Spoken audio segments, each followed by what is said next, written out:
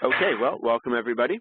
I'm Jason Gumpert from MSDynamicsWorld.com, and thanks for joining us for a new session today on developing a successful support strategy for Dynamics NAV. We're joined today by Elliot Fishman, CEO of Catapult, a Dynamics NAV and CRM partner organization based in Vancouver, BC.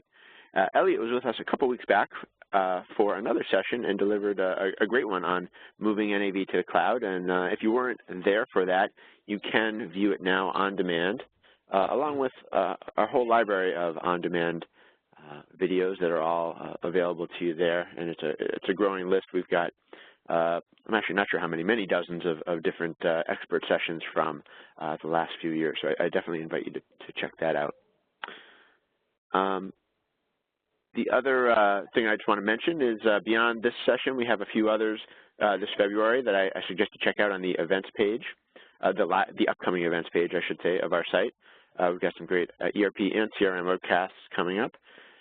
We're also going to be ramping up a whole new set of webcast series starting in around April 2015. So be on the lookout for those. We'll have a lot more great content coming to you a little later in the year. So with that, why don't we get things started? I'm going to give control over to Elliot and let him get started. I just want to remind you that you can add your feedback today through the Q&A block or the chat block that you should see to the right of the slides. And, well, without further delay, let me hand things off to Elliot.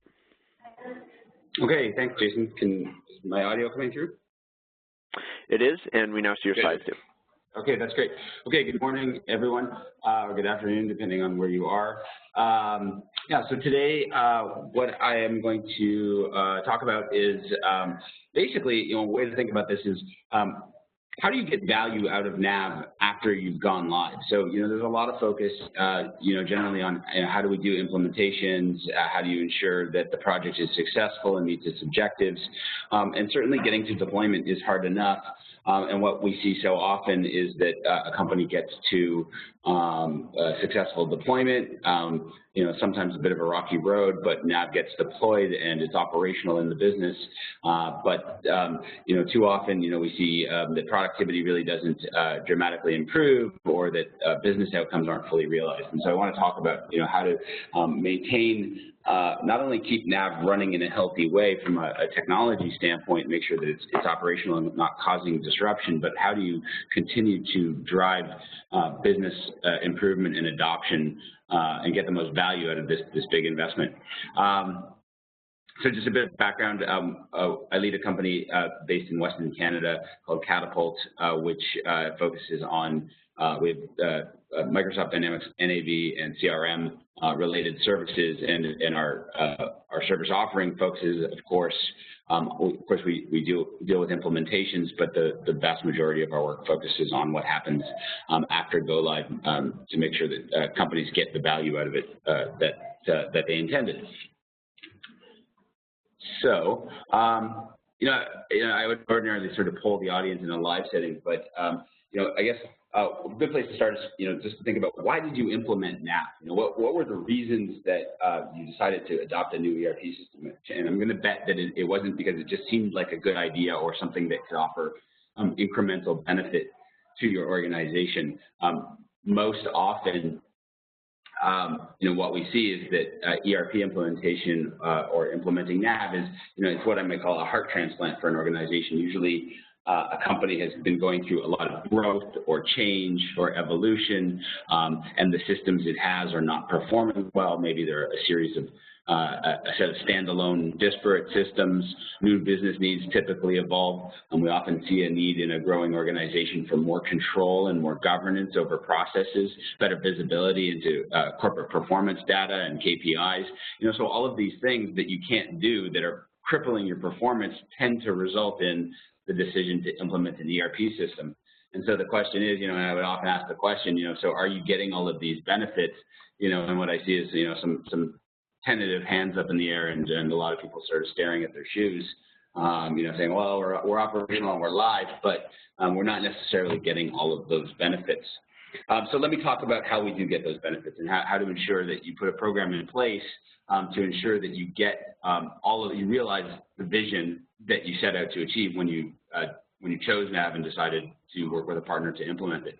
So some of the topics we'll cover today are NAV system maintenance and just some basic ideas that I want to share about how to keep NAV performing at its best, because that's obviously the core of a successful ERP implementation, or sorry, the core of a successful ERP operation is a system that runs flawlessly and is up to date and not posing any technology limitations. End user proficiency is something I want to address. That's a key ingredient to success. And then I want to talk about continuous improvement and how to continue to build value in your organization beyond the initial implementation in the form of process improvement and introducing new ways to be efficient and effective in your business. And then we'll talk a little bit about various sustainment models and how to support NAV and how to put this into practice and the role that a partner can play. So where I want to start is, this is just sort of a graph representing some very notional data. It's not based on a study. It's not based on real numbers. It's based on a pattern that I've seen year over year for many, many years now, which I would, is not specific to NAV, but it's more specific to ERP implementation. And this is what I would call the typical ERP lifecycle.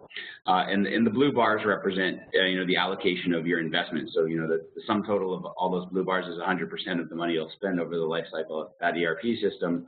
The blue dots represent the impact on productivity, and the gray section represents the desired impact on productivity. And so what we typically see is a lot of money being spent up front, both on software and implementation-related services to deploy the ERP system. And then there's typically a productivity drop. Sometimes that's not anticipated, or the degree of the impact of that productivity drop during the implementation is not anticipated. But you do get through that. You do get to a point where the system is deployed and productivity does start to improve. Sometimes you have to come back and spend more money doing something like a phase 2, or basically a tune-up, an implementation tune-up to address all of the parking lot items and the things that didn't get done in the initial implementation. And then what we see happen over time is that productivity sort of levels off. There is a productivity improvement. Some key business needs are addressed. Certainly, a lot of the things that motivated you to implement NAV in the first place do get addressed. But productivity maxes out early, and that's bothered me for a long time, because I feel that, the amount of money and effort that goes into an ERP implementation or a NAV implementation ought to generate continuous improvement, or ought to create a platform for continuous improvement throughout the life cycle of that ERP system, which would be, measured in decades typically.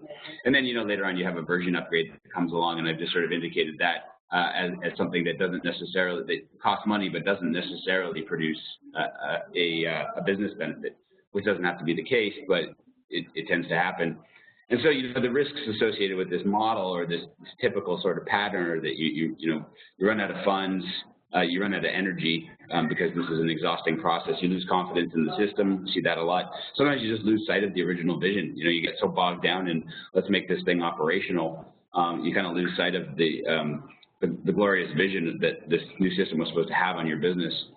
And as a result, you get this early productivity. The productivity maxes out kind of early, and it becomes hard, or nobody goes back and says, well, let's actually measure the impact of implementing this system. So I want to propose sort of an alternative model to think about based on a continuous improvement mindset. And probably if you're on this call, I'm guessing you may already have NAV in place. So this sort of the bars representing deployment may not pertain to you because you already have it deployed. If you were considering an ERP implementation, I would be talking to you about something that I call lean deployment, which is really a model for deployment that focuses on the core features and capabilities you need to be operational with the new system. What I find too often is that initial implementation projects try to boil the ocean, and I have a preference for scaling down the initial implementation footprint so that it really just makes you operational, so that you're able to move off legacy systems, run your business effectively, gain some productivity improvement, but really force all of the business benefit and the productivity impact into sort of more of a continuous improvement model. That being said, if you already have NAV in place and it's deployed, there's nothing preventing you from deploying a continuous improvement model. You have everything you need. And so what we've got represented here is an investment that's allocated out in more even chunks over time. So smaller bits of spend on things like technology and consulting services, and that also includes the investment of your own time or resources in your own company. And then the blue dots represent, continuous productivity improvement over time. Again, notional data, but I'll explain in what follows how this model can be put into place. And of course, the benefits are a better allocation of resources over time, so not spending all of the money up front.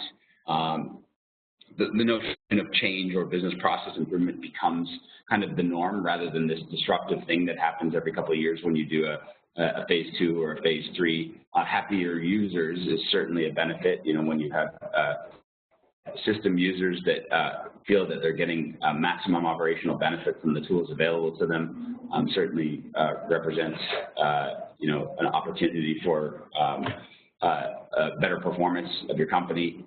You have much more alignment in the business and an opportunity to measure the change in a very specific way so that you can actually report back and point to the specific areas that NAV had an impact on your business. So that probably sounds good to most of you, I hope. So let's talk about how we put that into practice. So let's start with the basics. How do you maintain the system? Everybody, most customers have a function to show up my email here, so it stops chiming. Most customers have someone in their business or a partner resource that helps them with the basic maintenance tasks, but often it is sort of left. It's something of an afterthought. Was what I find. We do a lot of break-fix support, or especially we get calls all the time from custom NAV organizations who have run into a critical issue, a server that's failed or a key integration that's failed, and it's kind of out of the blue and nobody really saw it coming, or maybe it's been going on for some time and it's actually impacting revenue. Maybe transactions, EDI transactions aren't getting through or something like that. So there's a set of things that ought to be done on a regularly scheduled basis rather than ad hoc. That will ensure that NAV is performing at its best and not becoming a disruption to your business. Because every time you have one of these problems, of course, the system becomes unavailable, and you have to go and put a bunch of attention and possibly spend a lot of money to get things fixed.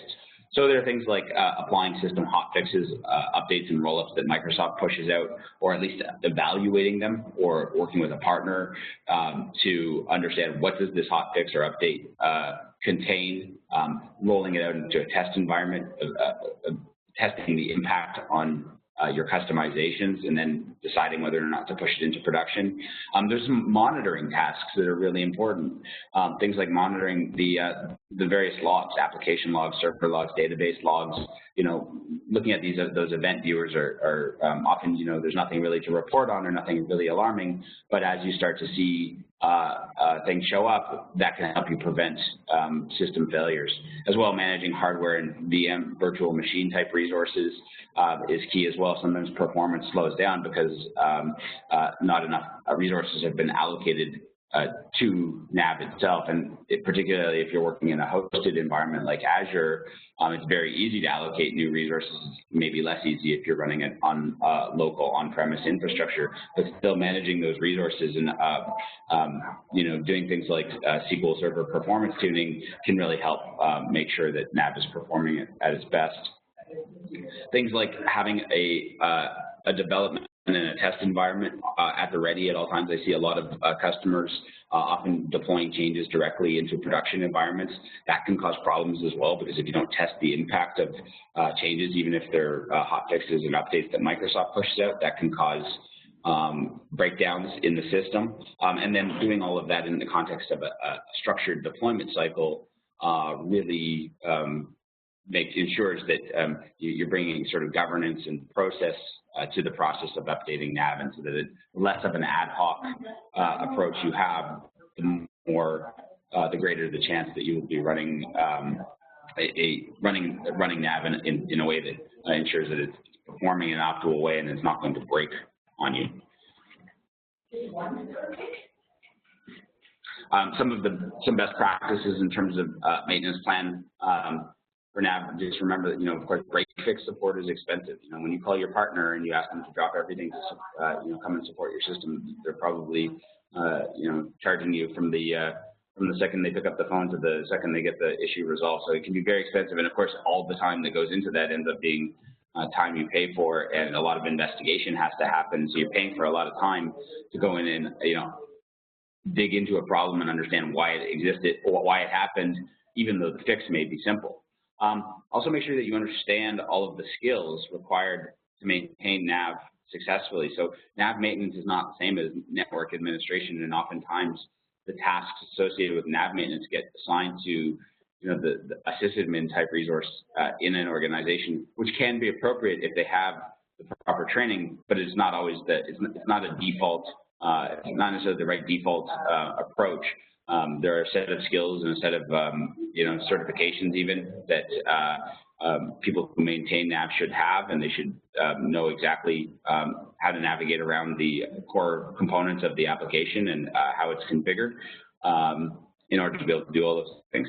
And related to that, it's really important to define accountabilities clearly, and that just means being explicit about where these tasks are going to get performed. Are they going to be done by a partner, and under what kind of engagement model? Is it going to be a structured engagement where the partner comes in, every month or every quarter and does these things, or is it going to be a combination of some things that someone on your team does and some things that a partner does? It's just really important to define what needs to get done and be really clear about where the accountability lies, and then schedule the tasks, allocate the time. And importantly, file status reports. We find that customers who do a good job of reporting on and filing very simple status reports on the fact that on the various monitoring tasks and the updates that were applied, and being really clear about what changes were made and what was done, really helps with troubleshooting when issues do come up, because the less you have to go into, the more information you have available about what was checked and verified on an ongoing basis, the easier it is to solve problems when they do occur. So that's all I really want to say about NAV maintenance. Just to take it seriously and make sure that you have a plan in place to avoid system breakdowns. Next major topic in driving improvement and driving value out of NAV is user proficiency. So I joke that when people start out with NAV, the goal is to turn them into NAV ninjas. These super users who really know everything about. The more they know about how to navigate the application, how to interact with it, and get the information they need, the more successful you'll be. So some strategies for doing that. First one is, having some programs in place in your organization for proactive outreach to the users. Very often, sort of the other way around, it's more of a reactive process of waiting for users to express a concern or a problem or to run into trouble, and then again stepping in to try to address the need on a case-by-case basis. We found that by establishing sort of more proactive outreach within organizations, users, and connecting with users on a more of a set rhythm, there are more opportunities to drive engagement with end users, between end users and the system, making sure that they actually do know everything that they need to about how to manage it, how to get the things done that they need to within NAV. And initial training is typically, when system deployment takes place, there's usually some sort of training component. People go through sort of an application training or a role-specific training, and that's great. But they need follow-up, and that's kind of what we're talking about here. It's not the basic training that they need, but some follow-up to make sure that there's an opportunity for them to express frustrations, talk about places that they're getting stuck, identify areas where the training fell short in terms of delivering all of the required knowledge that they needed, and ultimately building their confidence in their ability to use the system. And what we find is that getting groups of users together to share their experiences often is an excellent strategy in improving the way people use the system, because people discover tips and tricks as they go along with NAV, and somebody says, oh, hey, I'm having a problem, creating this kind of view. Somebody else says, well, I found that the best way to do it is this. And so, just creating those opportunities for people to connect and share their experiences working with the system in a proactive way. And those can be quarterly meetings of key users. It could be departmental, it could be cross-departmental, could be facilitated by the partner, or it could just be informal.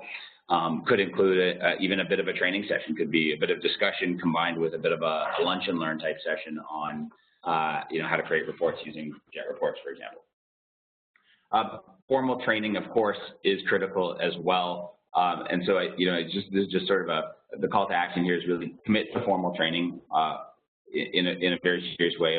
I find that the typical train the trainer approach that's just rolled out, with implementation sort of falls a bit flat and short. You try to train up a few key super users, and then they go out and train the other users in the system in the company. Often, that's effective to get going, but it doesn't necessarily build skills in the way people need them. So we found that I would believe strongly in role-based training. So, the more that you can build, of course, everybody needs sort of a basic training on NAV concepts. So when we talk about things like dimensions, for example, that everybody knows what we're talking about, there are some concepts and some language that's associated specifically with NAV. But beyond that, training needs to be tailored to the specific roles that people play so that they can be effective in executing business processes. If you can, building knowledge bases, whether that's just document repositories of training material, or how to solve key problems, or having a wiki type sites or discussion boards internally, anything that people can search to find answers to some of their challenges is valuable. Even creating internal certification programs and using sort of, gamification strategies, creating incentives for people to achieve various levels of certification using the system. And your partner can probably help with this, but establishing, a requirement that anybody who uses NAV, in various ways complete certain kinds of training modules, or be able to, or do some kind of testing to make sure that they can actually do, perform sample transactions or get things done. The more you go through that kind of thing and actually put those things in place in a sort of formalized way, the greater the chance that you will have users who are proficient in the system. Very often, the reason that productivity doesn't materialize, or productivity improvements don't materialize, have a lot to do with users that don't have the confidence. They're coming from some old system that they worked with. Chances are, until they start to see that NAV can actually make their life better and really feel comfortable with it, they may be more attached to the system that they used for the 10 prior years, and it might take a lot longer to get them comfortable and productive. As well, there are a ton of resources out there to take advantage of. There are Microsoft partners that offer formal training programs. Some of these are instructor-led online training, so they can be done kind of at your desk over a couple of days. Those are very valuable. NAVUG, the NAV user group, offers academy courses, so it really pays to stay on top of what they're offering. Every user can be, you can become a member of NAVUG. I think there's a free membership and a paid membership. It's really worthwhile. It's a couple $1,000s to become a member of NAVUG. It's very worthwhile in terms of the resources offered. And then Microsoft has training as well. And so, speaking of NAVUG, of course, support communities are invaluable in terms of connecting with other users and learning about the application and becoming successful with it. So, participating actively in these support communities is very valuable, particularly things like NAVUG. There's an online forum. I get a digest email each day summarizing all of the questions and responses that have been posted to the forums, and it's just fascinating to watch. I learn, as a NAV user myself, I learn all the time just from reading the kinds of things that other people have had challenges with and their responses. Automatically, just by following that stuff, I'm improving my knowledge of the system and deepening my understanding of how the system works. As well, if I have a specific problem, the forum is an amazing place to get some quick responses There are some other communities as well, one called Mibuso, which is also an online discussion type forum. Tons of blogs out there. NAV chapter meetings are great places to connect with other users and other companies who may be using NAV in a similar way. So find out from NAV, where the nearest chapter is to the city city or location that you are, and see if you can attend some meetings. I tend to go to the ones in Seattle and in Western Canada myself are extremely valuable. And certainly, with the social media tools and the platforms available these days, like there's a site called Meetup. It's very easy to even start a local group, and if you have some users who are so inclined, or some people who feel that would be valuable, it's very easy just to start an informal gathering, once every quarter or 6 weeks in your local community to connect with other users. And the more that you create those engagement opportunities, the more connected your users are to the system, the more proficient they'll be, the better the results for your business. More tactically speaking, establishing a help desk function, which could be local and delivered on site in your company, or something that a partner provides, is valuable as well. Sometimes users don't have the resources that they need to solve their own problems. They spend a lot of time sort of looking, browsing around online and looking through help and that sort of thing. We find that a lot of the support calls we receive are come in the form of how do I type questions. Somebody's in a particular situation, it might be a month-end type situation or something that they're not doing every single day, but is important to move a process forward in their organization. And so having responsive and available help really keeps things moving forward. So when a user runs into a situation that where they don't know how to get something done, and they've asked their colleagues and they can't get the help they need, it might be running a report or changing some parameters in a report. There's a million different situations, but being able to provide responsive help is really critical. And again, that could be a partner that provides that to you, or if you have the capability internally, depending on how your IT function is staffed, or depending on resource availability. But simply giving users an idea of who to call for that kind of information, who's going to take on the, might even just be a subject matter expert in the organization, or in a department who says, I will take on the responsibility of finding out. So if a user in my area says they need help, I'll document what their issue is. I'll go and I'll investigate resources or find a partner who can help with that.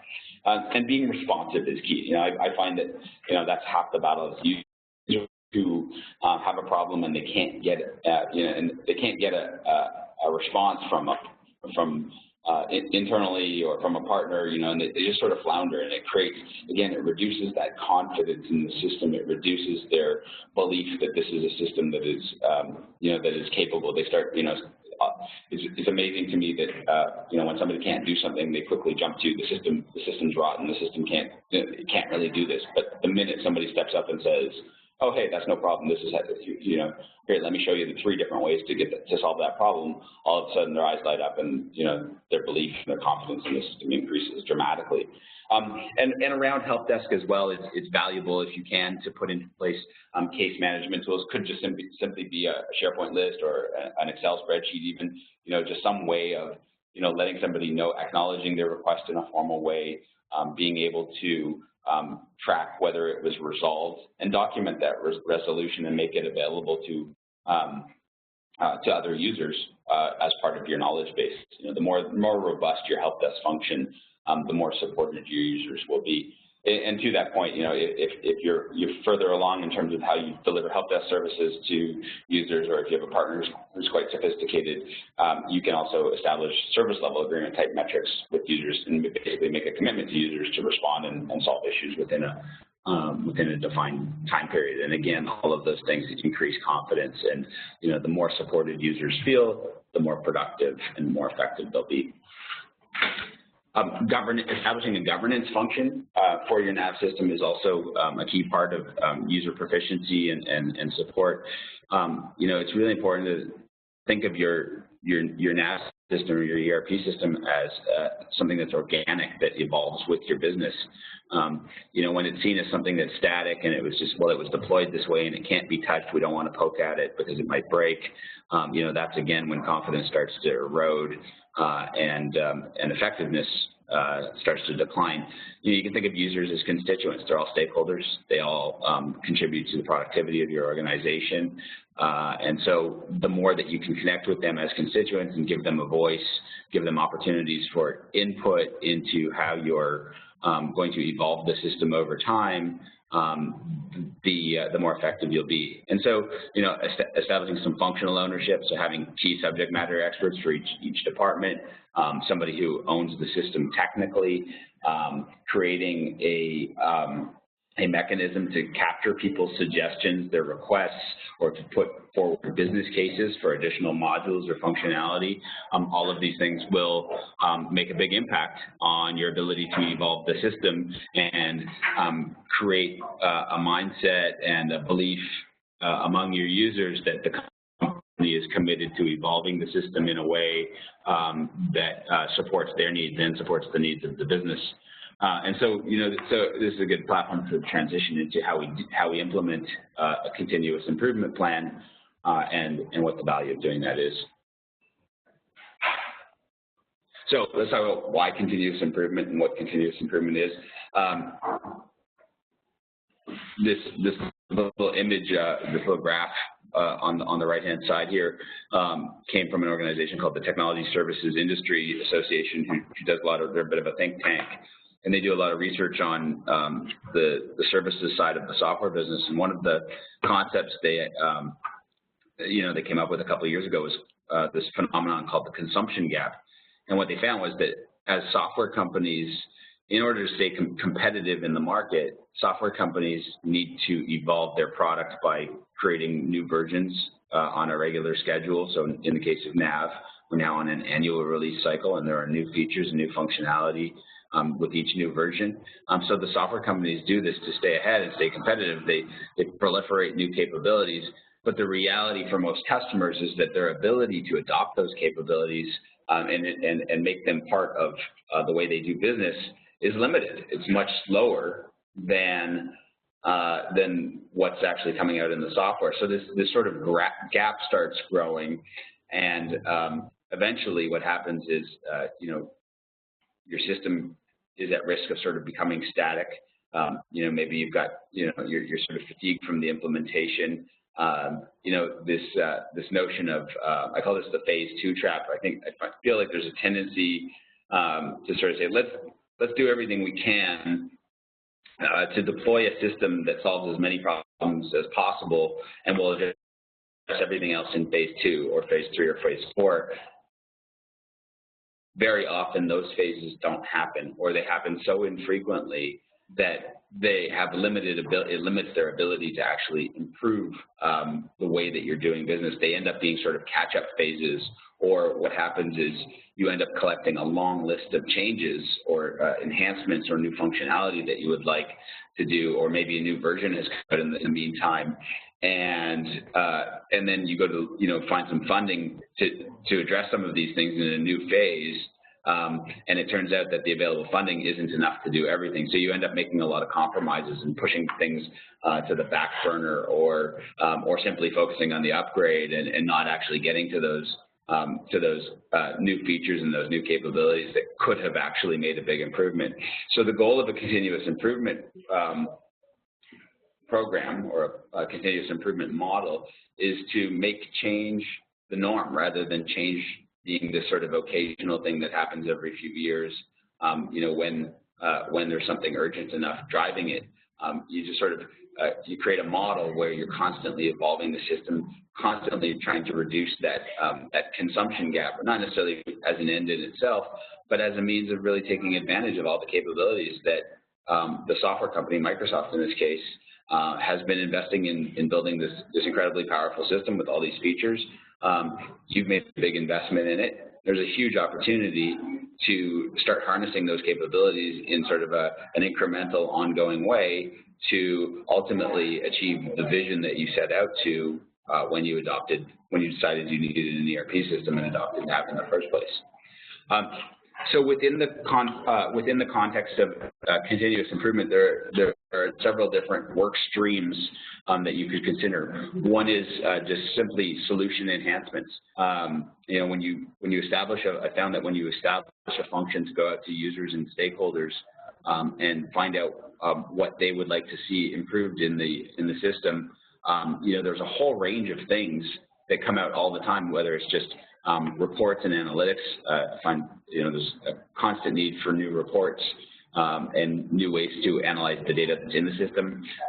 As you bring other systems, whether they be on-premise or cloud-based systems, into your business, the potential for integrations to eliminate manual interfaces or manual data entry between systems is an opportunity.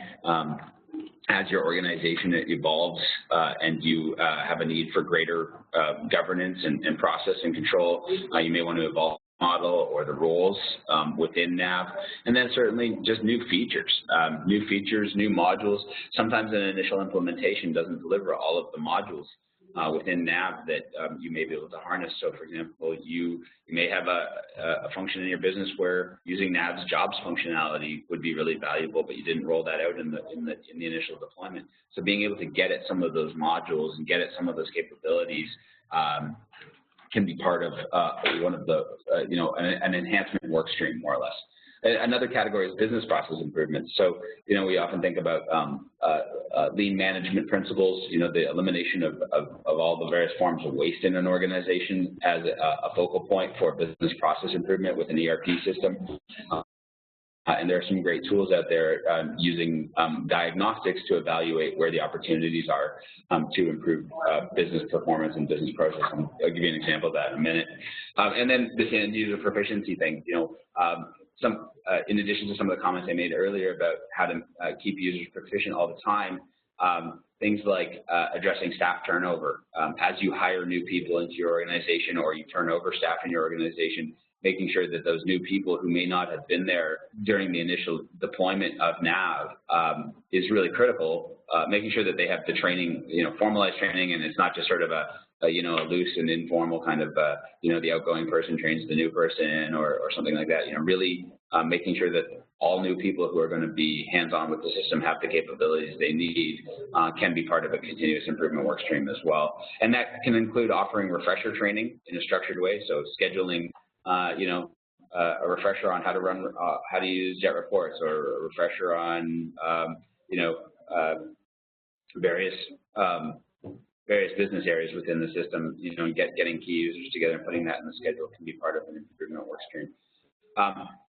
I've mentioned as well strategic roadmap and communications. I think it's very important to develop to drive a continuous improvement program within the context of the overall strategic roadmap for the organization. So that should be a focal point.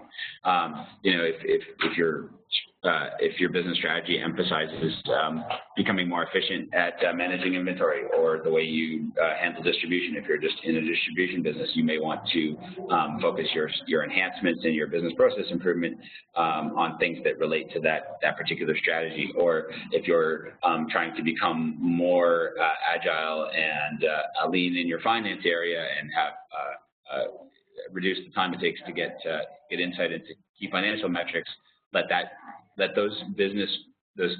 strategic focus of your business drive the areas you'll invest in NAV. And then, of course, communicate about it. You know, make sure that, you know, this is treated like there's a formal communication strategy and that you're discussing with your user community, especially if you're a larger company, you know, what you're doing to, you know, constantly be talking about the ways in which you're making this key system more effective for supporting the business.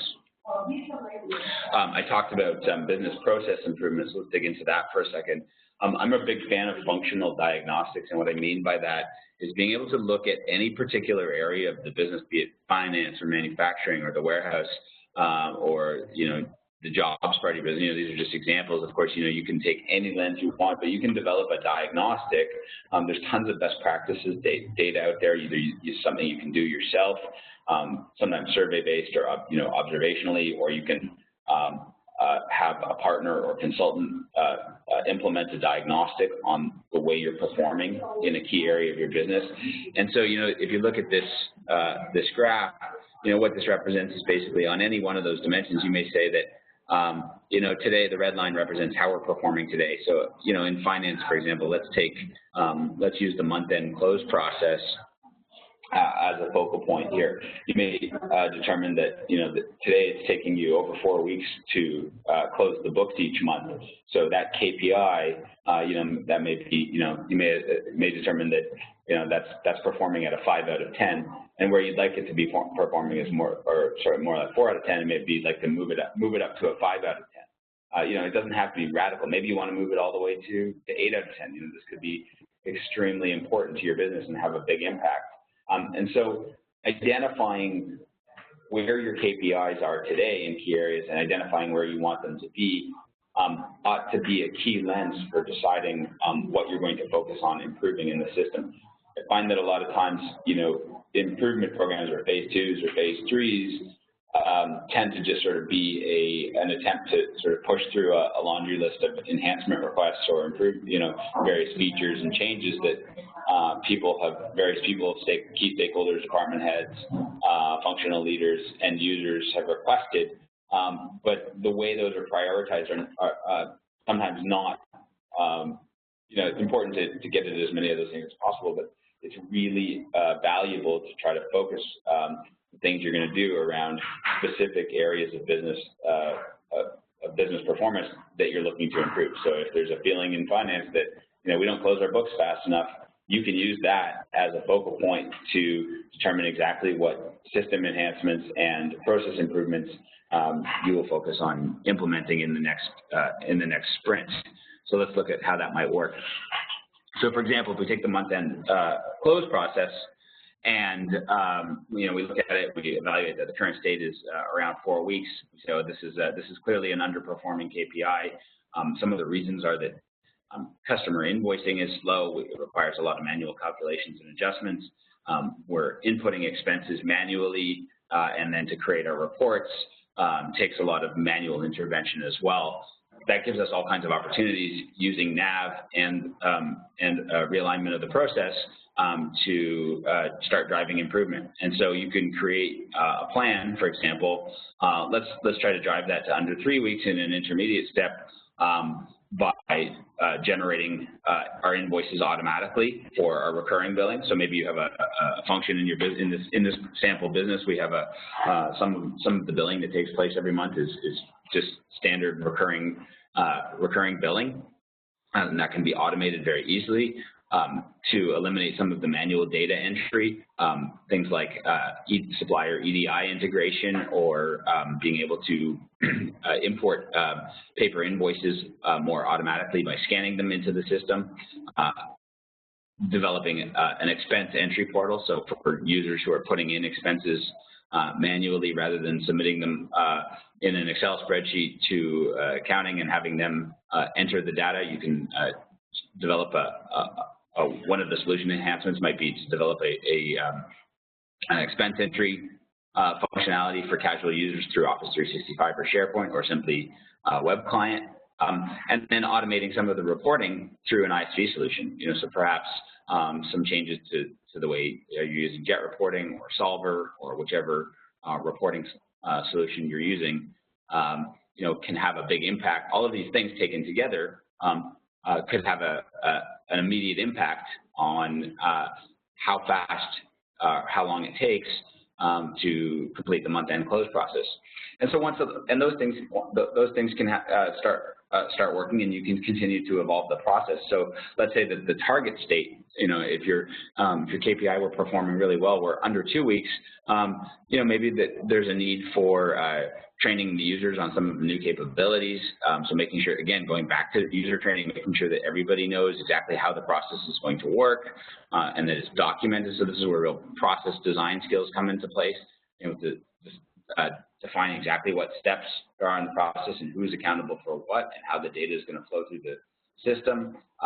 And then creating maybe even some additional dashboard type capabilities surface process metrics to understand exactly how many things are out there in the queue waiting to do before the month-end close process can actually be completed.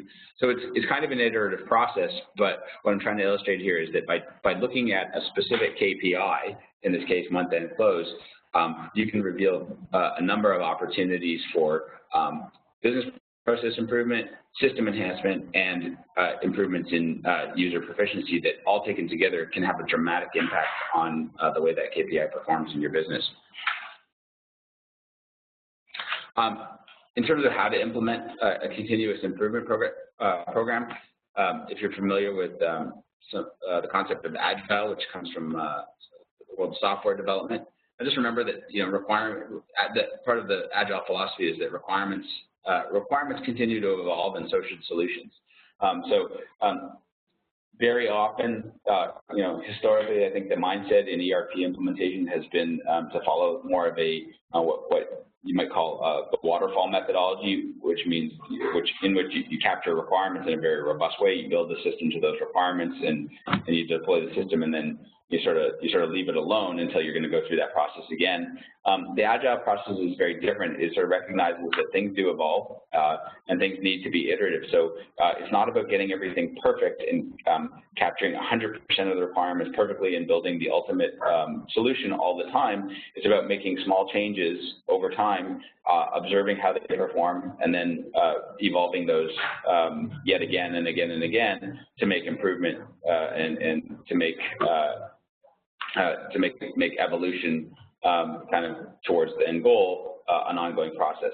And so this requires an attitude of staying flexible to change. Obviously, not everything you do is going to work out the way that you expected. Sometimes you deploy a change and it doesn't have the impact, or it's not adopted in the way that you thought it might be. So don't worry too much about that, but if you establish a frequent enough pace of what we call sprints, where you're pushing through a set of changes, be those process changes or system enhancements, and then rolling those out in a test environment and pushing out. When you develop that sort of schedule, if things don't work out exactly as you intended, then you just put it into the next sprint as well. So some of these things that that may have fallen a little short, they're just ongoing until you actually get them dialed in exactly how you need them to be, and then you can focus on new things. So it's sort of a cycle of deploying functionality, training people, getting feedback, and improving until you sort of move that KPI where you need it to be. This is just an example. This came from one of we help our clients maintain a backlog of a sample enhancement. Some of these things are going to be very specific kinds of fixes, things that aren't working properly, or that users have discovered need to work differently. Some of them are issues in the system. Some of them are features that have come up that people have requested. And so again, through that rhythm of connecting with stakeholders and end users, we've established a monthly function with our long-term support customers to kind of reach out into their organization, identify anything new that's come up that should go into the enhancement backlog, prioritize it, and then each month we package those into sprints. So we would sit down and we'd look at this. This might be a 100 rows of different things that we could be working on in the next sprint, which is the next month. So, towards the end of February, we'll sit down and we'll say, what did we achieve this month? What's on the list? What are the relative priorities of things? Let's decide what things we're going to tackle the next month, and keep iterating from there. And some of the low priority things, they might stay on there for a long time and not get addressed, and that just kind of shows you that although they're out there and they've been requested, they're not the things that are going to have the biggest impact. So you're always trying to look for the things that are going to have the biggest impact on your business performance and put those into the next work plan. So the continuous enhancement model is sort of based on these lean and agile principles. You're focusing on high priority items. You're constantly getting stakeholder input and engagement and working off of these feedback loops. You really do need to align very clearly with your partner in terms of what role you'll play and what role they'll play. I mean, every company is different. You may have a NAV developer in your team, or you may not. You may have very strong resources to help map out and map out business processes and conduct diagnostics to understand how KPIs are performing, or you may not. So, working with a partner to identify who's going to do what in this, sort of a responsibilities matrix of being clear about, these are all the things that need to get done. Don't assume that you'll do them all or your partner will do them all. Go through it very carefully and define what roles you'll play, what roles you'll expect them to play, and hopefully they can create an engagement framework that captures that. And let's kind of talk about, partner roles in a second. I will say for one last comment, though, that, the continuous improvement model isn't necessarily appropriate for everything you want to do to evolve the system. So, for example, you may be running NAV 2009 and contemplating an upgrade to NAV 2015. That's something that is a more complex initiative. It requires quite a bit of analysis, requires a lot of testing, there may be additional development. Something like that may be more suited to a project. So something that has a project manager, has a defined schedule, a work breakdown structure, where there's a critical path and interdependencies between tasks. So it's really important to not try to force everything into the continuous improvement model, but be selective on those things that are a little bit more granular, that will have incremental impact rather than sort of a massive change. So here's an example of what pulled all together a support and enhancement plan for NAV might look like. If you just look at the months of the year and all of the different things that we've talked about, you can put these into a cohesive plan. So system monitoring, for example, is happening every single month. Updates and rollups, although Microsoft pushes them out fairly regularly, you don't need to necessarily look at them as they come out. You can look at them every few months. So you might say, we're going to commit to a strategy of evaluating updates and rollups and deploying them on a quarterly basis. Refresher training, we're going to put in some form of refresher training or user proactive outreach to the users on a quarterly basis. NAV is on an annual upgrade path, so more than ever, upgrades have become sort of easier and more incremental than they were before. And what we're seeing with a lot of our customers, or what we're recommending to a lot of our customers, is that they use the bulk of the year to. Right now, for example, we're into planning and evaluation for NAV 2015 upgrades with a number of our clients, and we'll look to upgrade later in the year. And so they'll be upgrading to NAV 2015 later this year, just as NAV 2016 is probably coming out. And then, so they're never too far behind. You can certainly be more aggressive than that and try to be on top of every upgrade more quickly. But sort of being on the latest version, is valuable. And planning, that could be an every 2-year thing. It doesn't have to be every year. You can certainly skip versions as well. Deploying new capabilities. Again, I like the monthly sprint. We found that in our client base, having monthly sprints really keeps up a nice pace. And of course, there are busy times of year in your business, and there are times when you may need to just put things on hold and say, right now we can't work on continuous improvement. But the key is to establish a rhythm of these sprints where you're sort of deploying new capabilities, deploying enhancements, collecting them, evaluating them, and pushing through them, that is fairly consistent and predictable. And then things like responsive support are happening all the time.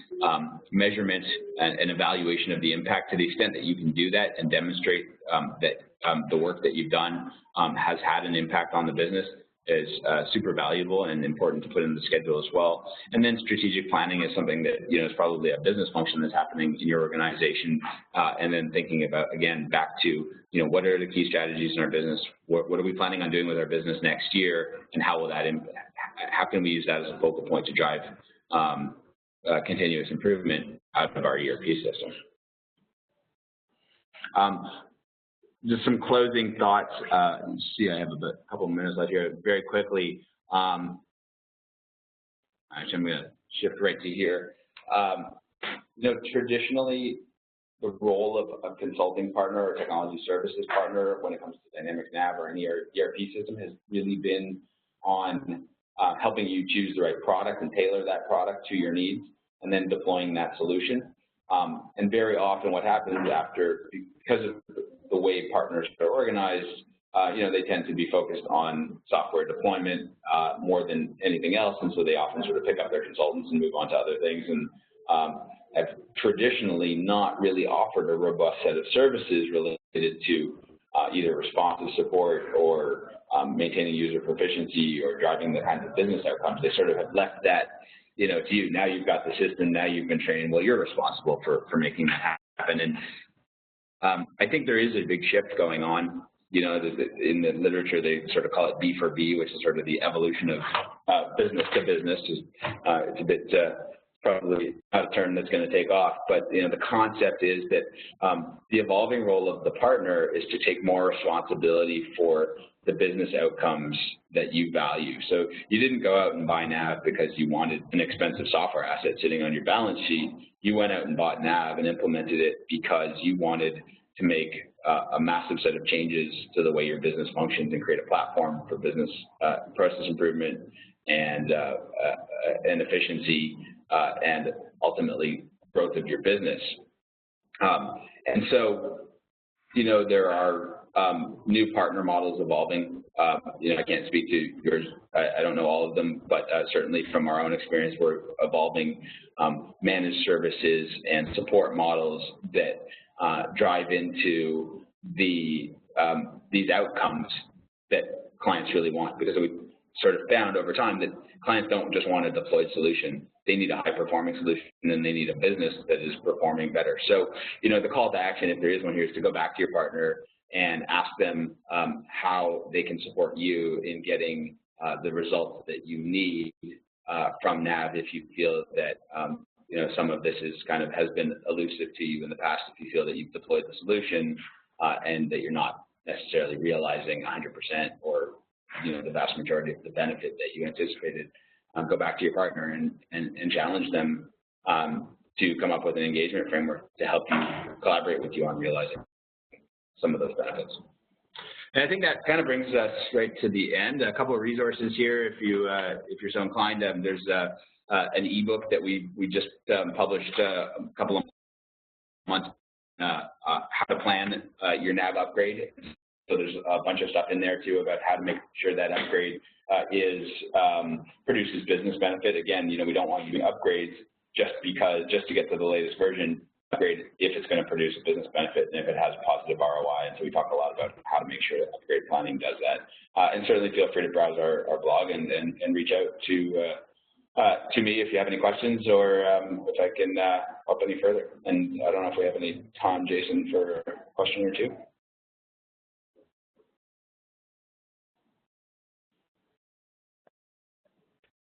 All right, thanks, Elliot. I just had to unmute myself there. So, yeah, thanks so much. And I would love to hear from folks in the audience if any of these things sound like, initiatives you're already undertaking or things that you feel like, or elements that you see that are missing from your own solutions or your own deployments. We'd love to hear from you. We are near the top of the hour here. I want to remind folks, as you leave, at the end of the session, please do look for a survey. We also really appreciate your feedback on how you find these sessions, both technically and in terms of what you're learning.